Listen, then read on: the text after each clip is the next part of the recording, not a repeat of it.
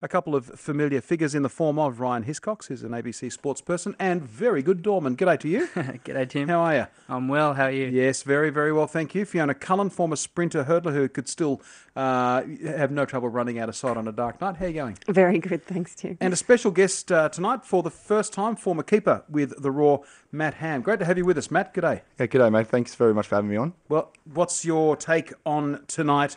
Can they end the Wanderers' run, given, one, how terrific the Wanderers' first season has been, and also that they have the wood on the Raw 3-0 this season? I believe the Raw will win tonight. There you go. Big call. I think it'll be extra time, and I think it may even go to penalties because it'll be two teams afraid to lose. I think Popovic is very defensive, just like Graham Arnold. That's why those two teams are at the top, because they play very defensive-orientated games. It'll be 10 people behind the ball, counter-attacking. It'll be quite boring, I'd like to think. I know that's sad, but it's a final. So two teams afraid to lose. If anyone will have some attacking endeavour, it will be the Raw. So when you said a draw, I was thinking like 6-6, something like that. No, it'll be 1-1 or 0-0 after 90 minutes. There you go. Yeah? Yeah. It'll be very, very tight. Very tight. Very tight, Fiona? Oh, I hope that's the case. I was doing a little bit of, preparation and a bit of research, and my tip is if they can shut down Bridge and Hersey, then they've got every chance. And as you said, defensive. If they can keep the ball away from Bridge, then we've got a chance. How many times will Shane Stefanuto be clattered into, do we think? Man, I think he's got the most hacked shins in Australia. Oh, Steph is he's a train track, I call him. He just runs up and down. He doesn't really change. He goes straight up and down. He's fitter than anyone. And he's 31. He's got an unbelievable engine. But you're right there. I think Bridgie and Hersey will be problems. But in saying that, though, it'd be more of the battle between Barisha and Brush. I think they're the two big. If they get on the ball, I think you'll find Sydney will struggle. Parramatta as well, like home game, home crowd. That's the other thing that's going to go against the Raw. So hopefully there's plenty of orange jerseys in the crowd down there. I don't think that I don't think it'll be the case, but yeah. And it's been such a fairy tale story for the Wanderers as well. And it's kind of irresistible. When you're a sports journo, is that the sort of thing that you really like to be able to write about or talk about? How good is this for a story? First year in the A-League, debut season, they've won the minor premiership. They're up against the defending premiers. It's a massive game for them, and not just on the field have they had success. Look, off the field, it has to be one of the best run administrative clubs in Australia. Why is that? What I've got two wrong previous, so they have to get the third one. That's right. Wow, geez, I'll tell you what. Well, I was part of the ones that they stuffed up. You're pretty good at long range. I'll give you that, Matt. But is that one of the reasons for their success, and what has it brought them, do you think, so. Ryan? I watched a documentary the other day just on their supporters, and the team was a last-minute decision bringing it into the A-League. And there's we're seeing huge crowds at Parramatta Stadium. They're talking about tonight at the Bulldogs Roosters game. They're talking about a 20,000 crowd.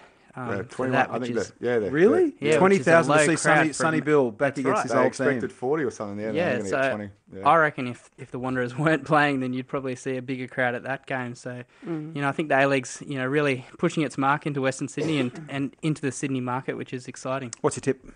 Oh, I think maybe the Raw, just because they've been in these big games in the last couple of years. So, I'll take them. How important, Matt, is finals experience in finals? Well, if you've never been in there, it's very nerve-wracking. If just playing in an A-League game is nerve-wracking for your first time. So these guys, a lot of the boys in Western Sydney are old school. You've got Ante Kovic. You've got some guys, Mark Bridges won it before.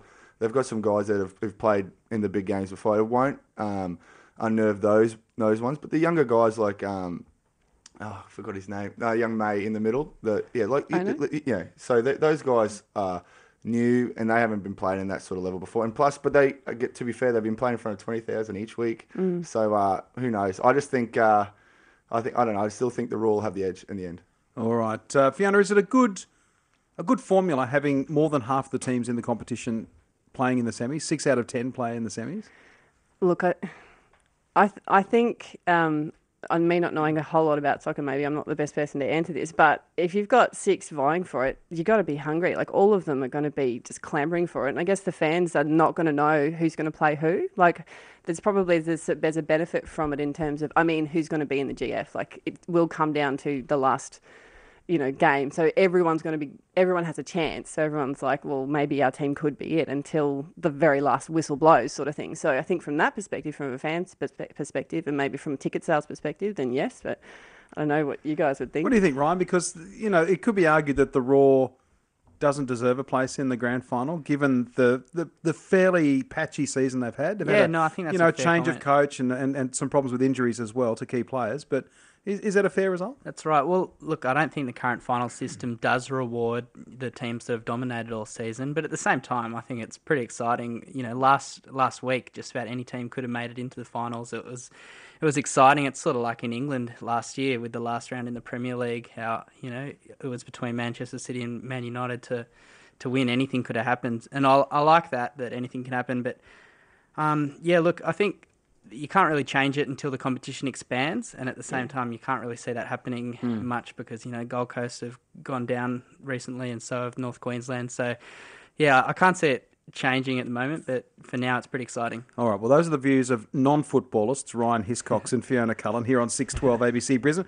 What about the former Raw keeper Matt Ham? Is it a fair formula? No, not at all. As a wow, football purist, okay. it's I'm a big believer in the best and most consistent team wins, as Western Sydney have won, and that's how it's done overseas. It's we're following that American system. It is great for selling tickets, but 6 out of 10 is ridiculous. It's celebrating mediocrity. If you are sixth place and you can win the title, I think that's, I don't know. It's great. Like I said, it's a Cinderella story, but I think it celebrates mediocrity. Then definitely the Raw, and who was fifth? I think. Perth,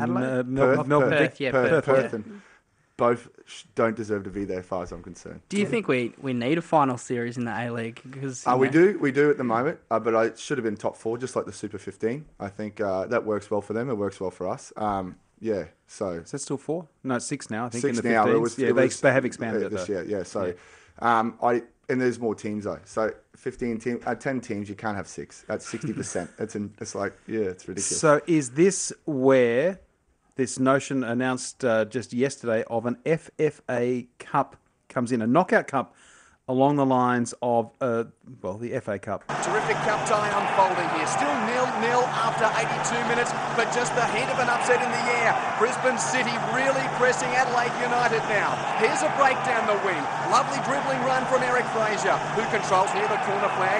Passes back for Dean Petit. Lovely one-time touch to Antonio Murray. Murray controls at the top of the area. As the goal strikes. Oh, what a strike! What a strike from Murray. That's a blistering shot. It's beaten Eugene Galekovic into the top corner of the net. Can you believe it? I love what you can do with radio. That's Quentin Hull giving Brisbane City a win over Adelaide in the FFA Cup. Ryan, does it speak to you, a knockout cup? I love the concept. I think 600 teams they're talking about across the whole country. I think that's exciting, and it's good for club football. Imagine playing for your local club in Western Brisbane or whatever, and getting to come up against the Raw or Adelaide United, like in that commentary piece there. So I think it's a great concept. Fiona, do you think it will, as you're not a football fan? Sorry, I didn't mean to frighten you. I just did this thing with my hands like I was Little Richard, I think. Do you think the knockout cup will speak to you, not a full-time round ball fan? Look, I think 1.7 million participants in soccer in Australia, and it's the World Games. So if we are to grow another football code in Australia, something like this needs to happen. It's already, in terms of, I work for university sport, and we're all about participation. So it would potentially give us a pathway for university teams in soccer to move through. So absolutely, anything that combines grassroots through to elite in a country like ours, which has a small population trying to support hundreds of different sports, absolutely. If we can, from what I've read as well, the thing is making sure that we get a commercially viable model happening. So that's going to be the thing, and that's the thing in any kind of league that is tried to be launched in Australia. It has to be commercially viable. Matt, what do you reckon? It's a great concept. It really is. But the only drama is the good thing is it exposes regional areas to potential scouts, potential people. As someone from North Queensland, there was no one up there. So, and to have teams like the Fury and the Gold Coast being pulled out, it gives guys all around the country to have a go and play in front on the biggest stage. However, it it can be. Like I said, 600 teams. Australia's a massive continent. It's very hard to have a commercially viable sort of competition. So the FFA have to be very careful. They can't just jump in like they did with, maybe Gold Coast and the Fury. They have to do it properly. Thank you very much. More from these three expert Cox Sport viewers. They are Matt Ham, former Raw keeper, sprinter, hurdler, Unisport champion, motivationalist, Fiona Cullen, and Ryan Hiscox from ABC Sport as well. Back in 30 seconds with an interloper. Yes, things often go slightly discombobulated when Peter Lewis joins us in the studio for the Cox Sports Views panel. How are you, Pete? Tim, staggered that you haven't got to speak about Black Caviar. It's next on my list. Yeah. Next on my list. Fiona Cullen's keen to weigh in on BC. Do you want to do that now, Fiona? Oh, I just simply wanted to mention that she's running. You can't not talk about her and how amazing she is. And 25 wins in a row. Could be tomorrow. It could be tomorrow. Could be. So we've had 24 in a row so far. Put the cart before the horse. Well, hang on. That's very good. Matt? I don't believe she'll win tomorrow. Oh, Blimey. huge. Mate, you are the great iconoclast. You could come in every week. I think if it's raining, if it is raining in lane one. I think it's been actually pretty good down there. Oh, okay, so if it does rain... It's dry at the moment. Oh, okay, it's dry at the moment. I don't know if they predicted rain tomorrow, but if it is, if you think Randwick, reason why no one's won in, aisle one is because it traditionally angles and it gets a lot muddier in the middle. So towards if it's, a few races in, it will get bogged down. It's got to get ahead first. It's got to get ahead first. So it's all about the kick, I think. I don't know. Tom Waterhouse needs to hear from you. Look, he hasn't always had very fast, world-beating racehorses, Peter Moody. How so? Very early in his career, Western Queensland, he's from Wyandra, had what he thought was a fair to middling horse, started in Birdsville, won. They said, go on. Went to Roma, won. Take it to the city. He did. He took it to Toowoomba. It won again. They said, mate, you're going all the way to the show. Doomben. Because he gets there, the gates spring open, and the Wonder Horse is left standing behind. Moody, a little disappointed, has a quick crack with the jockey when they come in to take the saddle and the cloth off. Says to him, gee, I frankly expected a little bit better than that. And the jockey said, don't know, just didn't have it in him today. And Moody just said, look, I just can't believe you couldn't have gone faster. And the jockey said, well, I could have, but I thought it was better to stay with a horse. Thank you very much, Peter Lewis. He's here all week. Don't try the meatballs. So, Ryan, what do you think about Black Caviar tomorrow? Yeah, look, I'm not a massive follower of the races, but, it's been touted as the greatest sprinter in the world, in the last, forever. Yeah, There's a lot of talk about forever. So, yeah, look, I don't know, but it sounds like Matt's got something up his sleeve. No, I just think it's a little roughy. It's got to come to an end soon. And, Sydney, it's only the second time. It did win TJ Smith a couple of years ago. So it's the class horse by 1,000 lengths, but anything can happen. It is a horse race, and I think in gate one, I don't know. Could be a dog-yard brawl. And I've chucked the bait on someone else just for a bit roughy because everyone else is paying $1 million, so worth it. Better than interest rates, Yep, might as well. All right, let's talk about league for a moment. Broncos versus Cowboys tonight here on 6:12 ABC Brisbane. I'll be there with my dad. Will you? Yep. What's your dad like? What do you mean? What's my dad like? He's awesome. No, which team? Is he a Broncos fan? We're a dyed-in-wool Broncos fans for sure. Right. That's not Bruno Cullen, is he? No. Because that would be interesting. Not the owners. No. Interesting in current circumstances, wouldn't it?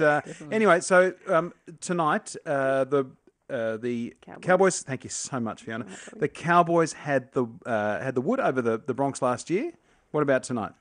Look, we were at the Broncos Storm game, and the Storm were tipped, I think they were paying something like $15 versus the Broncos. Whoever put the money on them would have paid out nicely. But and they struggled in the first half. Second half, they came out firing, and I think the Storm are a better outfit this year than the Cowboys. So I'm hoping it'll be a really close match. I'm expecting it to be. It is wet. It hasn't. Suncorp drains quite well, so it actually just stopped a bit. So yeah, it's true. It's been flooded twice. So yeah. Too soon. But yeah, obviously I'm always going to back the Broncos, but love a Queenslander. Well, Queenslander this is versus it. Queenslander. Love it. Who likes a derby? Because you've got the Broncos versus the Cowboys tonight, the Lions versus the Suns, the Q Clash tomorrow. Are there better rivalries in Australian sport than these intrastate rivalries, Matt?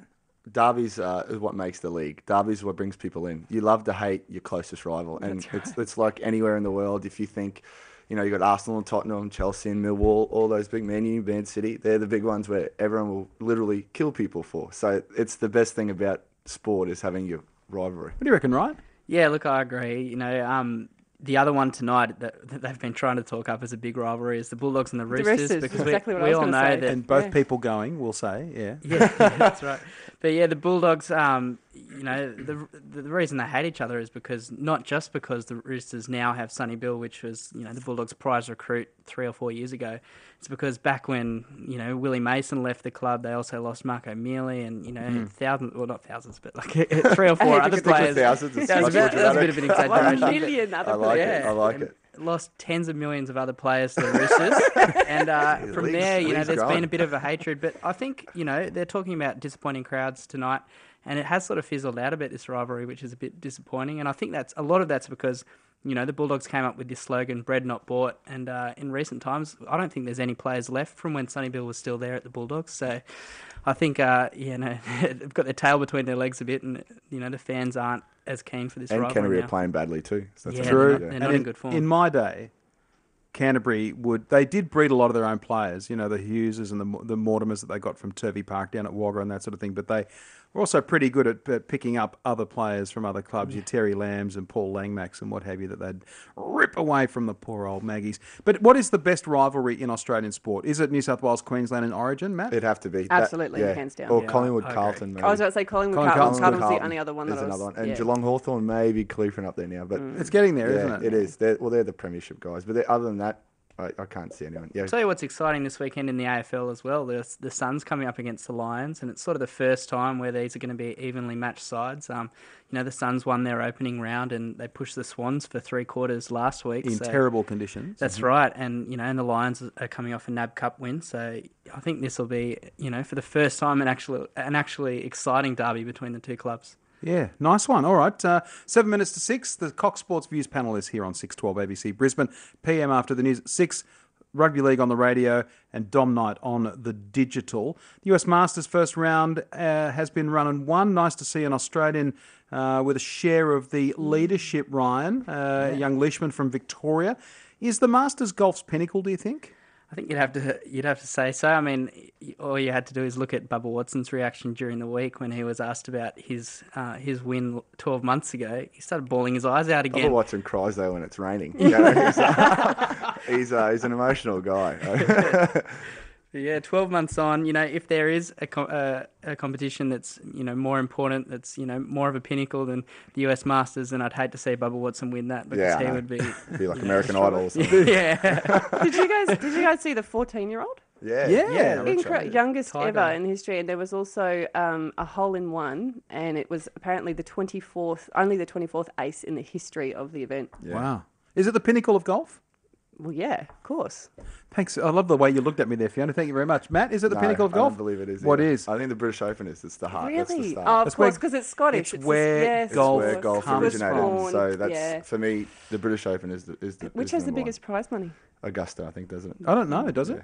Ryan? I think See how we all looked at you there? Well, Leishman, who we've never heard, has won $6 million already this year. Really? In his career. So someone who doesn't do that much or haven't heard of is quite well off, you know. So Does he have a daughter that could marry my son? I'm going to indoctrinate my kids to golf, even if they don't like Do it. that. Yeah. Do that. Serena Williams, their dad, absolutely. you Yeah. Yeah. The other thing is with the Masters and a man called Bubba, that winning a tournament in Georgia must be a particular thrill, I would think, but I may be being slightly unkind. Now, Ryan, you've got the required Wallabies squad, which will gather on Sunday and Monday. Quade Cooper is not in it. He's been in okay form, actually, for the Reds this year in attack. Still not great in defence, but any surprises in that squad? That's right. Well, the big surprise is Israel Folau, the new rugby recruit. He's come from AFL and rugby league before then. He's made it into this 30-man squad, which is exciting, and he has been playing well for the Waratahs. Yep. And Someone had to be. Yeah, and he's found his feet at fullback. And, you know, I guess no one really expected him to make the Wallabies squad so quickly. You know, whether he gets on the park is another question, but I guess we always knew he had the talent to be there eventually. But yeah, this 30-man squad, you know, only 6-7 rounds into the competition is already there. It's Jesse Mogg, the Brumbies fullback in the Yes, squad, yep, because he's my test fullback this year. He's been tremendous. Oh, that's a big call, but yeah, he's Well, in who's there yours? as well. Who have you got? Maybe Adam Ashley Cooper. He's I like him. going well at fullback. centre. I like he him is at fullback going well too. at centre. Mr. Yeah. Fix-It. Yeah, he's in every He is position. Mr. Fix-It. Yeah, He's the sort of he's guy outstanding. who can plug in anywhere. But What- if Kurtley Beale can overcome his off-field troubles, he's probably my first choice at fullback. Oof, that is a big call. Fiona? Look, as a punter, I don't really mind who gets on the field so long as the best players available for us, because the Wallabies are going to have to go up against the British Lions this year. This is a massive year for rugby. We need some interesting, exciting, enjoyable rugby to see. I don't want to see a British Lions tour and have the Wallabies get tanked the whole time. I want the best possible Wallabies team on the field, and whoever that is that they choose to pick, if they're going to make changes, whatever. But we need the best possible rugby players on the field against British Quade Lions. one of those? Look, possibly he is. I think, politics, whatever. Like, at the end of the day, if they're making a decision based on personality or politics, then that just hurts the game. If he's the best player for the job, then put him on. I'll just get the tweezers for your splinter removal for you before you leave, Fiona. Matt, very quickly, does Quade need to be in that Wallaby squad? No, I don't think so. I think what he did last year is too far gone.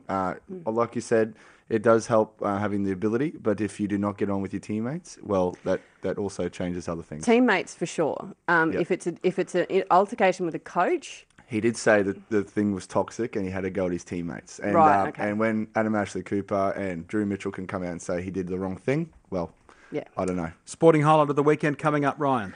Oh, for me, I think I'm a massive Bulldogs fan, and I think they can get the wood over the Roosters tonight, so that'll be it. Fiona. Netball, the ANZ champs they're in round 4, so the Firebirds are playing on Monday night, and they're second on the table at the moment. I was going to say, good start to the season yeah, for really them great after a start to the disappointment season. last year. That's right. So So the girls. Birds, okay, and Matt. The football, mate. Yeah, definitely the football. Be Very watching good. The Raw. The Raw for sure. Yeah. I like the Reds versus the Chiefs tomorrow in the Waikato. Live coverage here on 612 ABC Brisbane from 2:30.